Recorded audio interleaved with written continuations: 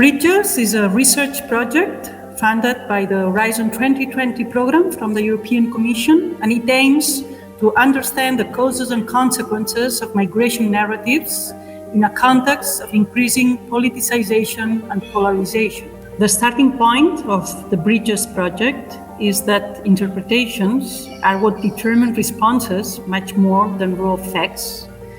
For instance, irregular crossings may go down, and we have seen this in the last years, since 2016, and yet the media and political attention may continue being at the border, the geographic border. So this is what we will do in the Bridges project. We will analyze this process of narrative production, understand how this narrative impact at the individual and policy level. By narrative, we mean a story about a set of events that tends to have characters, so there are heroes, villains, and victims. It has a plot, so a clear storyline. There is a setting in which the story takes place. And typically, the story also has a clear message about the causality. So who or what caused this problem or social issue? In media stories, we have basically two kinds of different ways to tell them. One is the narrative form, so storytelling, and the other one is the typical fact-based news account. So narrative stories written in the narrative forms are remembered much better, and also they mobilize emotions in the public.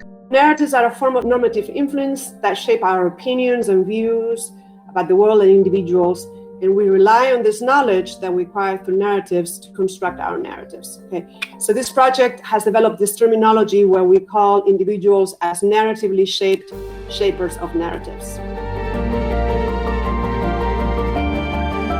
The Bridges project aims to understand the processes behind migration narratives, particularly in terms of their production and impact. We will analyze how migration narratives are produced, particularly in media and social media. We will analyze the impact of such narratives on individual attitudes. And finally, we will also look at the impact of narratives on policy making, on policy decisions and outcomes, how narratives shape and are deployed in political debate and policy making.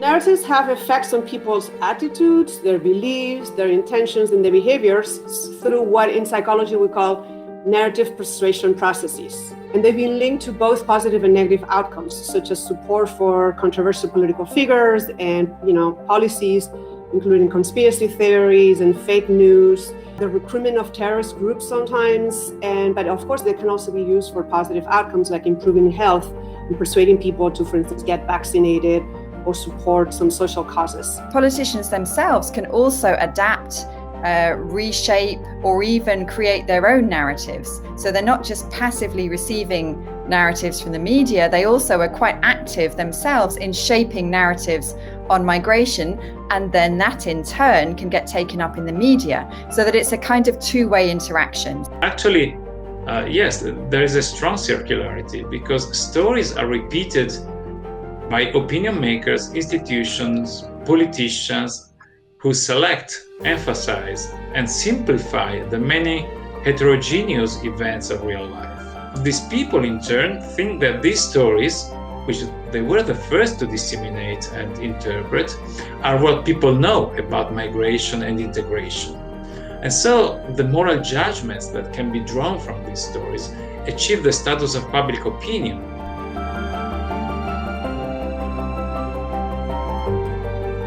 In order to understand the processes behind migration narratives, we need to bridge several important gaps. First of all, between the different stages of the processes, between production and impact.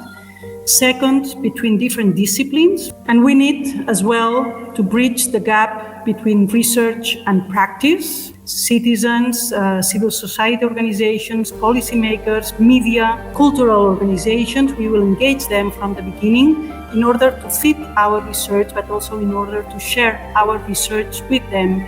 This project will be the first one to accomplish two broad objectives that we don't know that have been examined in any other project. The first is that we take a social psychological perspective on the study of migration narratives, which hasn't been done just yet. And the second aspect that is unique is that we actually recognize in our theory and our methodology that individuals are both recipients of narratives and affected by narratives and creators of narratives.